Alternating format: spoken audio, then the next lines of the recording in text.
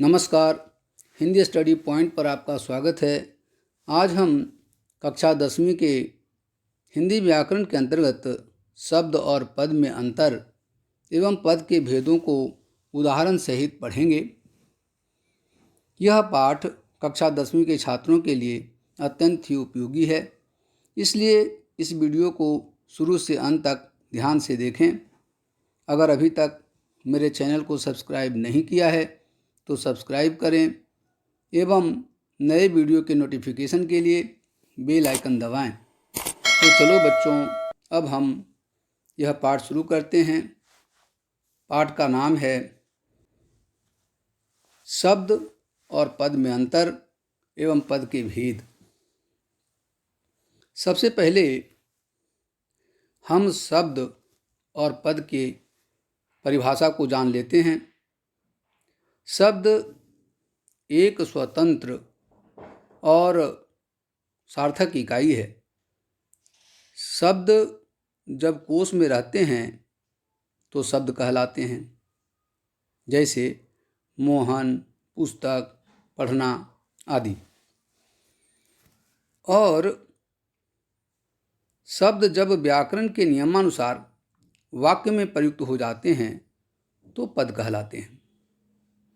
जैसे मोहन पुस्तक पढ़ता है, लड़कियां खाना खा रही हैं। अब पद में दो प्रकार के शब्द प्रयुक्त होते हैं, पहला कोशीय और दूसरा व्याकरणिक। कोशीय शब्द क्या होता है? जिस शब्द का अर्थ शब्दकोश से प्राप्त हो जाए उसे कोशीय शब्द कहते हैं, जैसे मनुष्य, घोड़ा आदि। और व्याकरणिक शब्द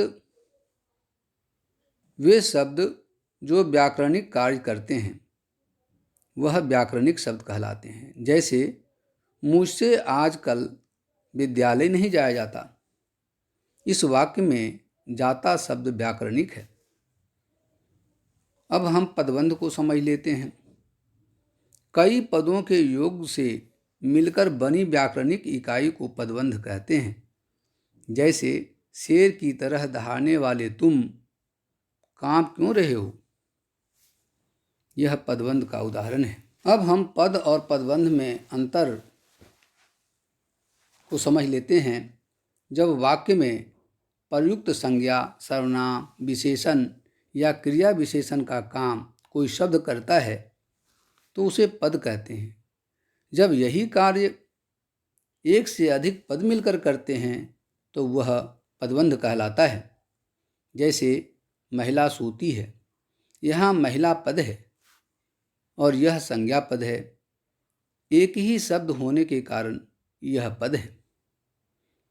गरिमा की बहन महिमा सोती है, यहाँ इस उदाहरण में गरिमा की बहन महिमा भी संज्ञा पद का कार्य कर रहा है और ये चारों एक इकाई के रूप में प्रयुक्त हुए हैं, अतः यह पदबंध है।